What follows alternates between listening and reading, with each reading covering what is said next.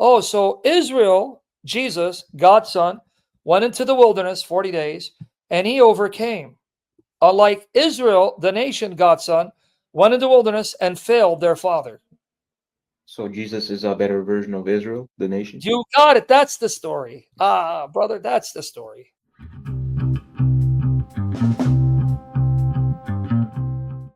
Yeah, my last question is that I see a lot of videos about how you and God Logic were talking about like these quote unquote prophecies of Muhammad in the Bible.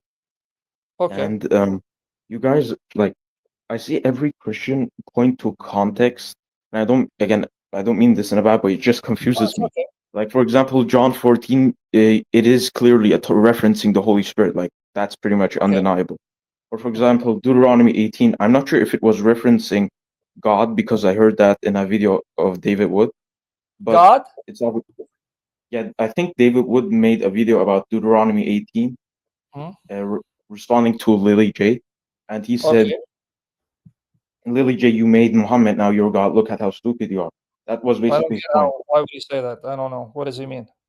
I don't know the context of David Wood's statement. I haven't watched it. So Deuteronomy 18 wouldn't make Muhammad God. No, but it cannot apply to Muhammad because it's not a prophecy about Jesus per se. And if David Wood had time to expound it, Deuteronomy is not a prophecy of someone's going to come either 1500 years later or 2200 years later. It is God telling Israel that even though Moses is going to die, don't be afraid because I'm going to send a prophet like him to continue to speak to you. So let me give you the context. So I don't know what he said. I can't speak for David Wood. Here's the context. You ready? I'm ready. God appears on the mountain. Exodus 19, pillar of cloud. They see the cloud, they see the fire, the thunder, and God gives them the 10 commandments, right? Here, Exodus 20. I'm going to give you context. So you're going to see this is what God is hearkening to. Okay, then God spoke all these words saying, now watch, because this is the key. You got to remember. Exodus 20, 18 and 23. And all the people perceived the thunder and the lightning flashes and the sound of the trumpet and the mountain smoking. And the people perceived it and they shook and stood at a distance. Then they said to Moses, here, speak to us yourself, we will listen. But let not God speak to us, lest we die. So what are they asking? They're seeing God in a cloud. They're hearing his voice. They're afraid to hear the voice. You speak. Don't let God speak to us anymore. You speak. So look what he says. And Moses said to the people, do not be afraid, for God has come in order to test you, in order that the fear of him may be with you, so that you may not sin. So the people stood at a distance, but Moses came near the dense gloom where God was. So notice, they don't want God to appear anymore, right? Yeah. They go, you speak to us. Now watch. All right. Now Deuteronomy 18. Now you're going to see, because this is what many Christians and Muslims miss. Now we're going to read. All right.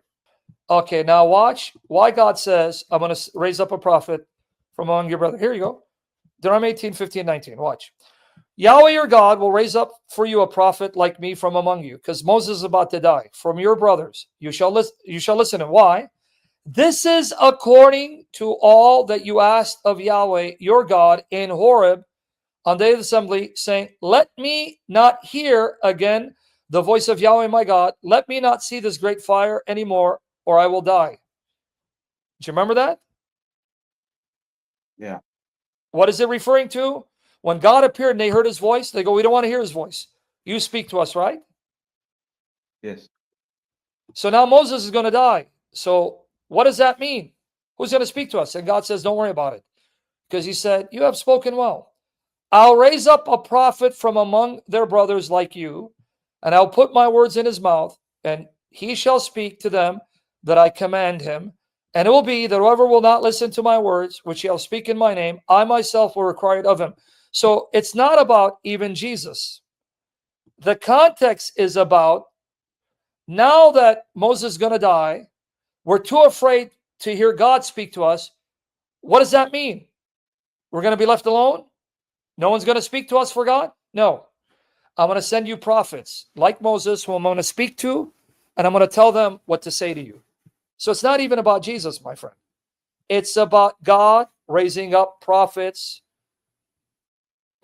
after Moses to continue to go to Israel on God's behalf and speak to Israel instead of God showing up. This is the context. So, can it apply to Muhammad? No. Why? Let me explain why. Whoever the prophet is, he cannot contradict the theology of Moses, come up with a different concept of God that's completely alien. His view of God must be consistent. Otherwise, it's not the same God in mind. So why is it applied to Jesus? Because he is one of the prophets the Father sent in the line of prophets to speak in the flesh and not appear in his glory, because his glory was veiled. So yes, Jesus as a man is the prophet sent by the Father, and Jesus in the flesh then proclaims the same theology of Moses, whereas Muhammad didn't. Why didn't he? This Deuteronomy you're quoting, just one major difference between Moses and Muhammad. Deuteronomy 14 verse 1 says, Israel are the sons and daughters of God. Deuteronomy 14:1. You are the sons of Yahweh your God. You shall not gash yourselves, nor shave your forehead for the sake of the dead. So, whoever a prophet is, he must confirm that God is a father to his people. Not a physical father who has sex, that's blasphemy. A spiritual father who begets spiritual children by saving them, by transforming them, and by providing for them, and by giving them his will. Is Allah your father No, of the Quran? no. Then how can he be the prophet like Moses when he denies the fatherhood of God, which Moses affirmed? Yeah, that's my point now. What I was trying to say was that context, I see you, for example, or God Logic or David will point to context, but a few weeks ago, I was reading the Gospel of Matthew and the Gospel of Mark, like in one night, and I read Matthew chapter 2, verse 15, where it quotes Hosea Oh, chapter that's 11, verse 1, I out think. of Egypt I've Is called that my right? son. I know what you're referring to. Hmm? Hosea 11:1, which is about Isaiah. It's about Israel. I know Yeah, what you're talking and of course, if you read verse 2, it talks about how they worshipped and sacrificed to Baal. about. Sure. And obviously, I'm not saying that like context extremely matters, but for example, if I see Christian apologists say Deuteronomy 18 or Deuteronomy 14 can't be about Muhammad because of the context, then that confuses me because of Shouldn't confuse Matthew you. chapter 2, verse 15. No, there's no contradiction. And I'll explain to you, even first of all, even Hosea 11, which is about the nation. Is Israel God's son? Yes. Is Jesus God's son? Yeah. According to the Bible, not your belief. Yeah. Okay. Now, Israel's God's son, Jesus is God's son. Is Jesus an Israelite? Yes. I think according to So, John 4:9. well, yeah, the New Testament, even in Islamic tradition, he's a son of Mary, and by being a son of Mary, he's a son of Abraham. Yes, that's why he went to the children of Israel, Bani Israel. He didn't go to the Arabs. But put that aside. So, if God is saying, "Out of Egypt I called my son, and my son is Israel," is Jesus an Israelite? Yes. Is he a son of God? A or you According mean to the? your belief, man, the Bible. Yeah, do you mean A Okay, or like the? no, I'm just using because as an Israelite, he's one of the sons of God, but as God, he's a unique son because he's an Israelite. I'm talking about him as an Israelite right now. Oh, Is then he a son yes, of he God? is. All right. Yes. And like Israel, did he go into Egypt? Yeah, he did. And did he go into Egypt because of some persecution? Because Israel went to Egypt because of famine? Yes. And like Israel, did God bring him out of Egypt? Yes, he did. So now, is Muhammad an Israelite? No, Is he a son of God? no, Did he go to Egypt? I don't think so. No, No. Did God bring him out of Egypt? no. So there is no connection between Hosea and Muhammad, but there's every connection between Hosea and Jesus because the Old Testament says Israel is a picture of Jesus. In fact, one of the names of Jesus is Israel. That's what Matthew is telling you. Because in Isaiah 49, we're told the servant who comes, Jesus, his name is Israel, and he saves the nation of Israel. And that's why he relives the life of Israel. What happened to the nation happens to him, with one difference. They fail, he succeeds. Why do you think he spent 40 days in the desert? To fast and fight against the devil, I think. Well, No, because Israel spent 40 years in the desert. hold on 1 second, 1 second. I think it's a I'm fake. sorry. Okay. Please continue. Okay, here. The reason why Jesus spent 40 days in the desert is because Israel spent 40 years in the desert. And why did they spend 40 years? Even in the Quran, Surah Al-Ma'idah 5, chapter 5, verse 20, 26 says, every day it took the people to scout the land of Canaan, you will suffer punishment by remaining a year for each day. Because when the spies went to Canaan, this is even in Surah Al-Ma'idah, chapter 5, 20, 26, they came back from the land saying, hey, the land is beautiful, but there are giants. The people got afraid, and God said, here's your punishment. Every day it took them to scout the land, you're going to stay in the desert for a year. It took them 40 days to scout the land. So what would their punishment be? How long would they To remain in the wander desert? in the desert for 40 years? For the 40 days it took, right? Yes. So a day is equal to a year, right? In this 40 context, yes. days took them to scout the land, so now you stay 40 years. Is it a coincidence Jesus spent 40 days in the desert? Because that's akin to them spending 40 years in the desert. They failed in the desert, he succeeded because he's Israel, reliving the life of Israel. There is no problem because that's how Jews interpret the Old Testament. Even if I use this method of interpretation, I still don't get Muhammad. I get Jesus. But here, just to prove to you that one of the names of Jesus is Israel, right here. Listen to me, O coastlands, and pay attention, you peoples from afar. Yahweh called me from the womb. From the body of my mother, he made my name to be remembered. He has set my mouth like a sharp sword. In the shadow of his hand, he has concealed me. And he has also set me as a select arrow.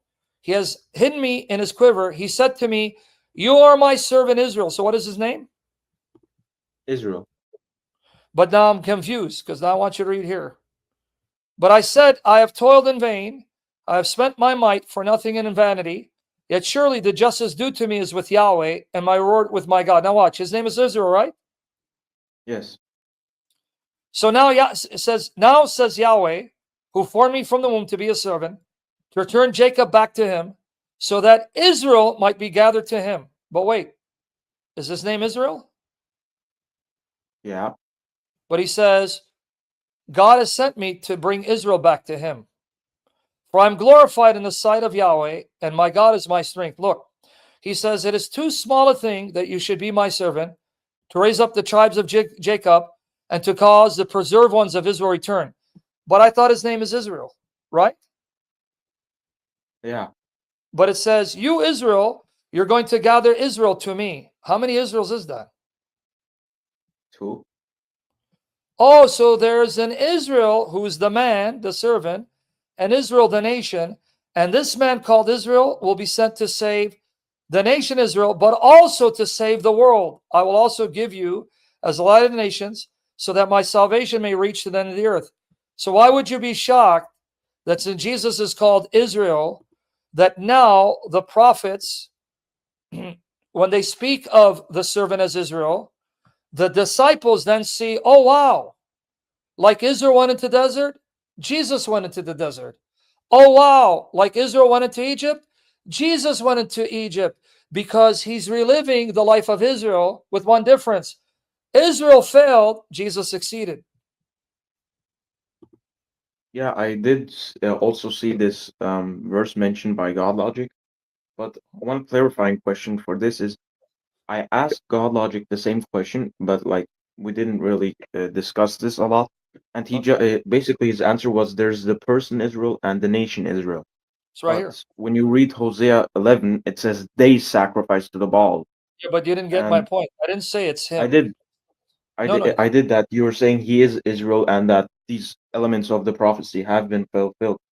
Yes. So if you understood what I said, I didn't say Hosea 11 is about the individual. You misunderstood me.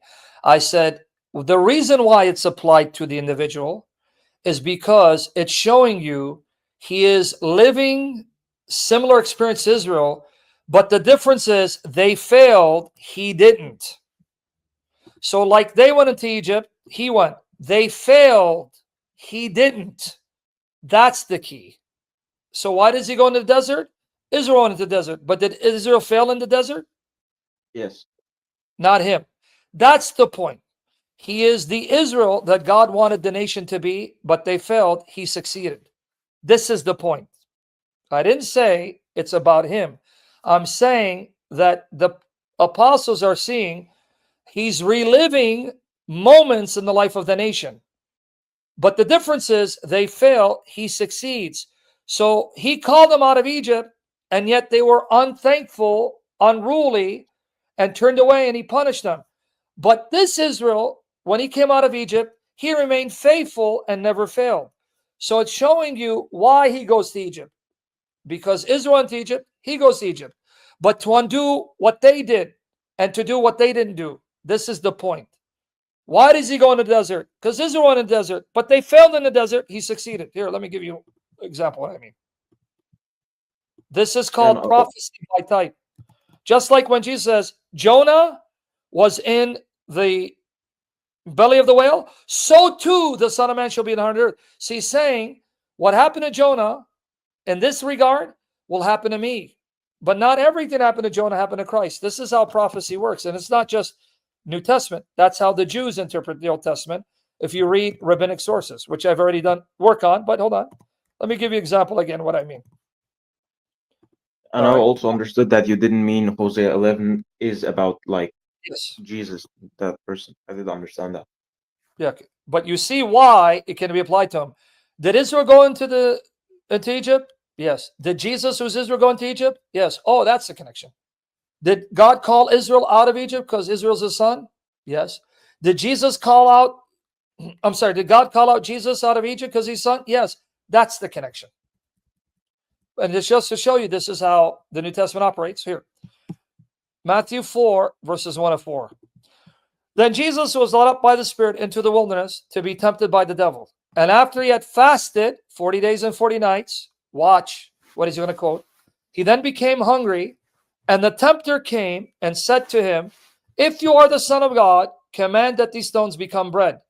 But he answered and said, now look what he's going to quote. Pay attention.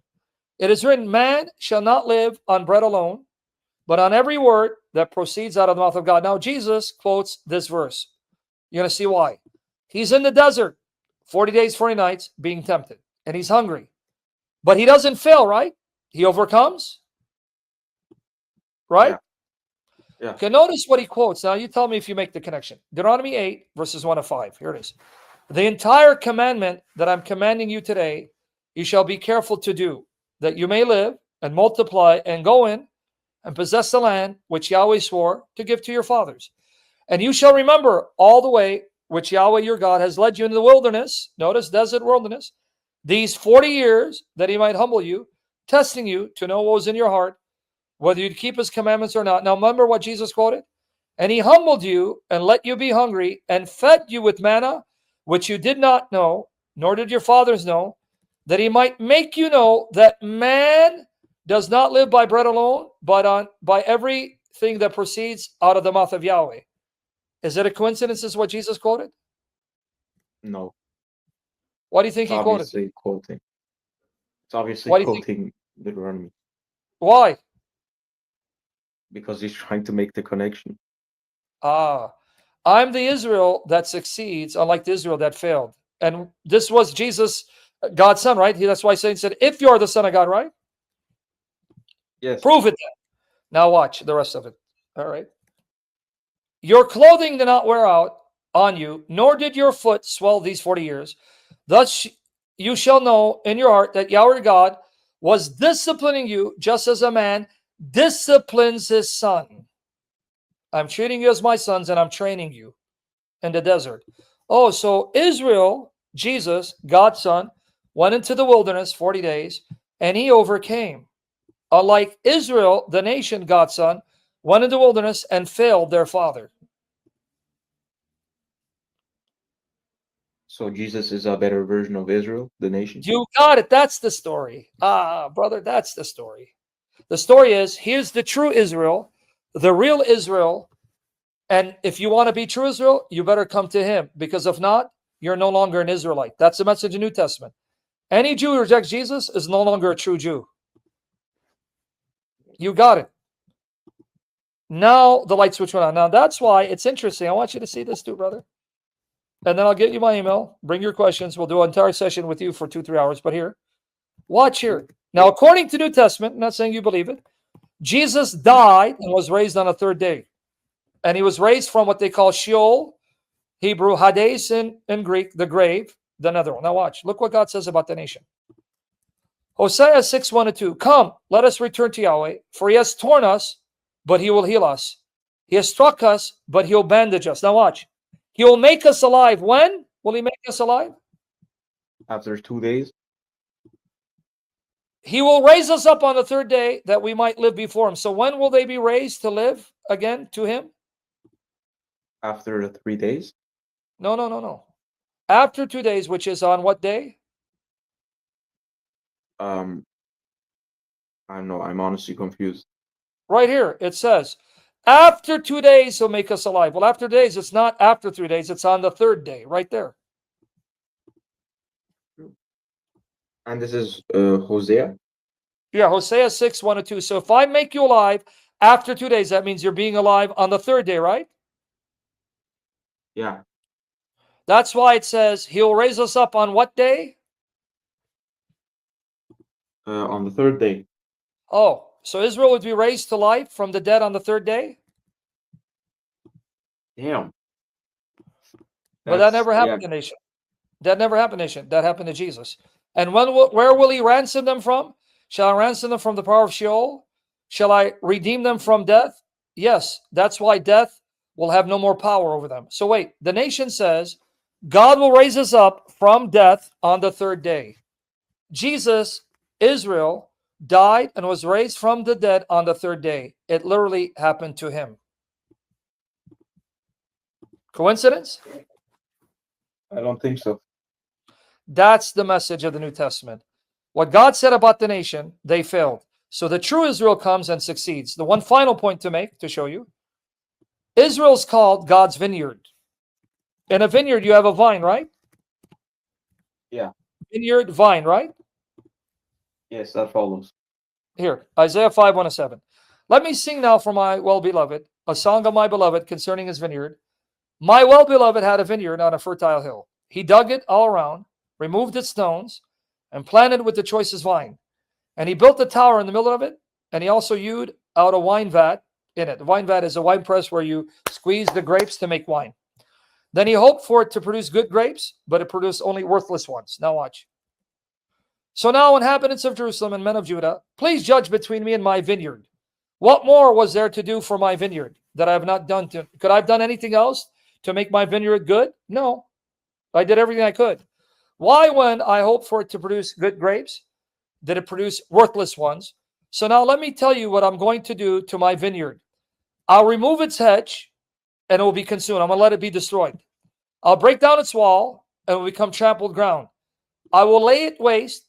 It will not be pruned or hoed, but briars and thorns will come up because I'm going to let it be destroyed.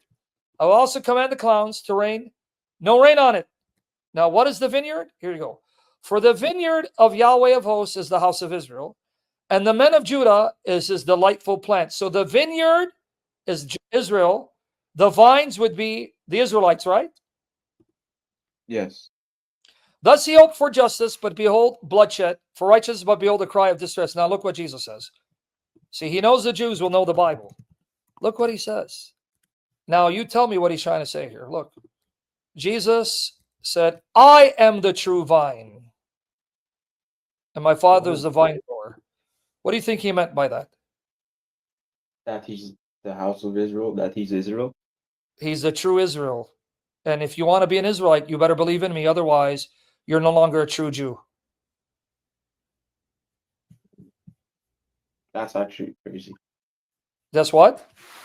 That's actually crazy. I didn't know that.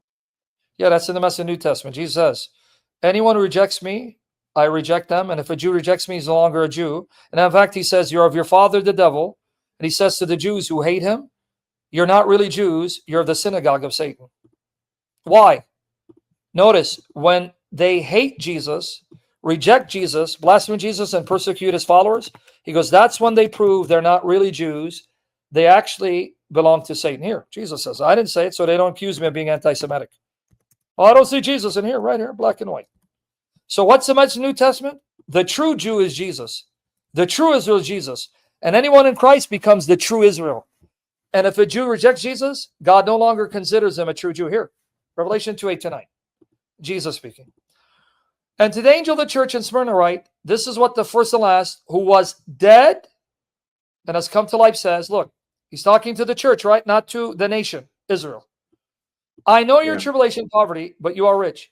And the blasphemy by those who say they are Jews and are not. They claim they're Jews, they're not, but are a synagogue of Satan. He says their place of worship belongs to Satan. Why? Because notice what he's saying. They hate me, they blaspheme me, and they persecute my church, proving they're the enemies of God. They're not true Jews. And he doesn't just say it to them here. He says it to the Jews elsewhere. Look, Revelation 3:7-9. And to the angel of the church in Philadelphia write.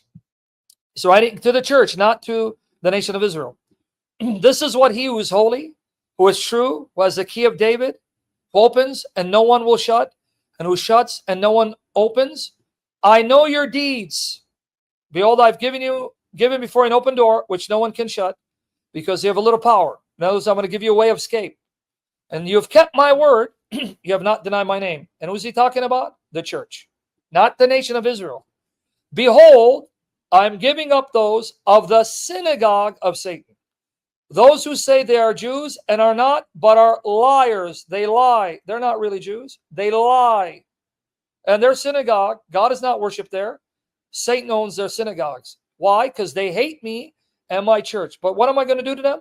I'm going to make these fake Jews who think they're Jews, I'm going to make them come and bow down before your feet so they know that I love you, the church.